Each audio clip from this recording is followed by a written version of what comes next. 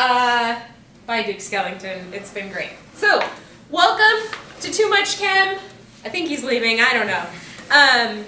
Today, we are talking about the polarity of overall molecules. So the last few videos have been on bond polarity and molecular geometry, and today we're bringing that together to determine if these crazy molecules that we've been talking about are overall polar or nonpolar, which should be pretty cool because this is going to lead into intermolecular forces and a lot of other things you need to understand about molecules. So, you've probably heard some teacher, probably since the 3rd grade, saying that water is a polar molecule. And I don't know if anybody has ever explained why. So today we're going to break down how to figure out whether or not a molecule is polar. And we're going to start with water. So when we look at this molecule, it always helps to draw a Lewis structure. Often you'll just be given a formula or a name and you'll be expected to determine whether or not that molecule is polar. So number one thing to do is to draw out a Lewis structure. Here we have the Lewis structure for water. Don't forget, I see students forget to draw the lone pairs on their Lewis structures, so make sure that you've got those up there. Okay, we're going to look at this and determine the polarity, but we haven't even defined that yet. So polarity is all about having poles, and you can actually think of it just like the planet Earth has magnetic north and magnetic south, right? But in terms of this, we're not talking about magnetism, we're talking about electrical charge. So whether or not there's a positive end and a negative end. That's what we're looking for to determine if these are polar or not. So water, for example, when we are looking at electrical charge, we therefore are going to be looking at electrons, right? So protons and electrons are what cause the positive and negative charges in molecules. And usually, when something is neutral, we have the exact same number of electrons as we do protons, which is happening in our molecules. They're not charged. But when we start moving the electrons to one side, we'll end up getting a negative end and we'll end up getting a positive end. And that's when polarity happens. So this is going to all be about tracking electrons. So first thing you should do is look for any of those lone pairs, which we have 2 sets of lone pairs in our water molecule. So that causes that partial negative charge. Remember, that's our little partial symbol that we've talked about before. Now, let's look at this bond here. We have oxygen bonded to a hydrogen. And in our bond polarity video, we discussed how these electrons are shared due to the electronegativity of the atoms in the bond. Well, we know that oxygen is about 3.5 in terms of its electronegativity. Hydrogen is about 2.1, giving us a difference in electronegativity of 1.4. So we know this is a polar bond and that oxygen is much more electronegative. It's way better at getting those electrons to hang out with it. It's a little more popular. So we'll actually see the electrons in both of these bonds spending more time up here with the oxygen.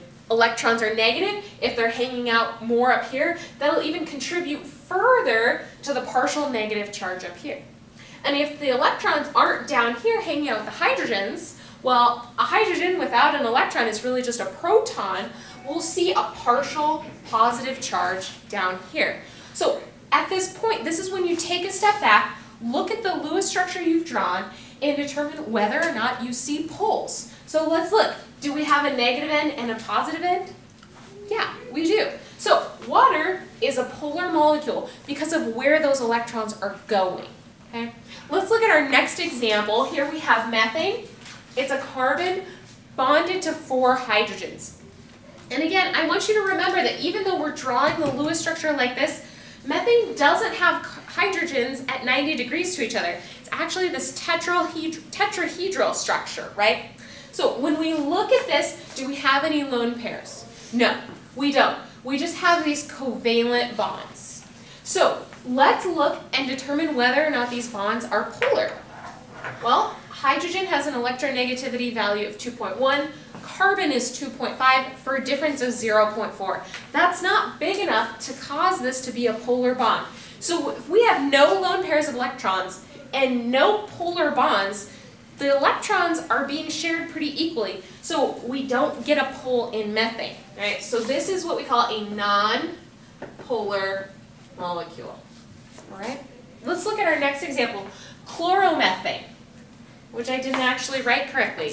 We're actually going to substitute one of the hydrogens from methane with a chlorine atom. Okay? So not much has changed here. We don't have any lone pairs, so those aren't going to contribute to the polarity. And we have these 3 nonpolar bonds, but now we have a bond between chlorine, which is a halogen, it's pretty electronegative, and carbon. Okay? So this is a polar bond right here. And chlorine is the more electronegative element. It's better at getting the electrons to hang out with it, so we'll see a partial negative charge here, with the electrons not spending as much time down here in this part of the atom, or molecule, excuse me, we'll see a partial positive up here. So ask yourself, do you see poles? Yeah, you do. There's a negative end and a positive end. This is a polar molecule. Okay. Our last example is going to be something called carbon tetrachloride. And I've put it here so we can really look at the shape of it. So carbon tetrachloride is a central carbon atom with 4 chlorines bonded around it with that nice 109.5 bond angle. So we've already determined that a chlorine-carbon bond is polar. But what if you have 4 of them equally spaced around that central carbon? I like to kind of think of it like tug of war. So all of these chlorines are pulling electrons towards themselves. So if that's happening, can you really get a negative end and a positive end? No, you can't. It's too symmetrical. So because of the symmetry, since these all have the same electronegative strength, they're all pulling the electrons equally, and we don't really get a positive area. So even though we have polar bonds, this molecule is not overall polar. Those are probably the problems that students have the hardest time with, is thinking about the symmetry. So it's something you're going to want to practice and build models for.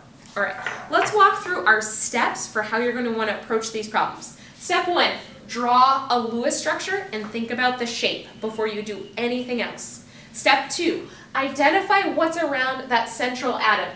What kind of bonds do you have? Do you have any lone pairs? And then finally, look at the symmetry and see if that plays into it. We're going to do a couple practice problems together just to make sure you feel like you have a good understanding. So we have some example problems here. We're going to start with ammonia. And I've done a projection drawing here instead of a Lewis structure just to help you get used to that, something we see in organic chemistry a lot. So this is showing that this hydrogen is projected forward. The dashed line is the hydrogen being projected backwards, and we see our lone pair up here. So the question is ammonia a polar or a non-polar molecule? So first step, we already have it drawn out. We're already thinking about that pyramidal shape. Second step, identify what's around that central atom. So we have a lone pair, so we're going to see that partially negative area up here just because of those electrons hanging out by themselves, because they're negative. Then we need to look at the bonds here. So nitrogen is a fairly electronegative element, somewhere in the realm of 3-ish for its electronegativity value. Hydrogen's down here 2.1.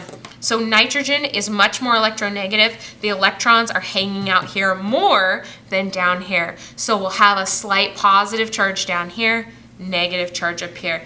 That counts as poles in my book. So yes, ammonia is a polar molecule. Okay, let's check out carbon dioxide here, okay? So we have our central carbon doubly bonded to these oxygens. So oxygen, we know, is one of our more electronegative elements versus carbon, which is much less. These are polar bonds. But we have this 180-degree bond angle. Those oxygens are pulling with the same amount of strength on that central carbon. So this is one of those symmetrical molecules that we talked about. So as these have electrons hanging out on both ends, we don't really get a negative side of the molecule and a positive side of the molecule. So carbon dioxide is non-polar. Okay, so we determined that carbon dioxide, looking like this, is nonpolar because it's symmetrical. I advise you to go do some practice problems with this, get out the models if you can, borrow them from your teacher, and just work on these, okay? So thank you so much for watching Too Much Chem. Next week we're talking about intermolecular forces, and all of this that we've learned over the past few weeks is going to come together in that lesson, and I can't wait for it. So don't forget to subscribe, and I'll see you later.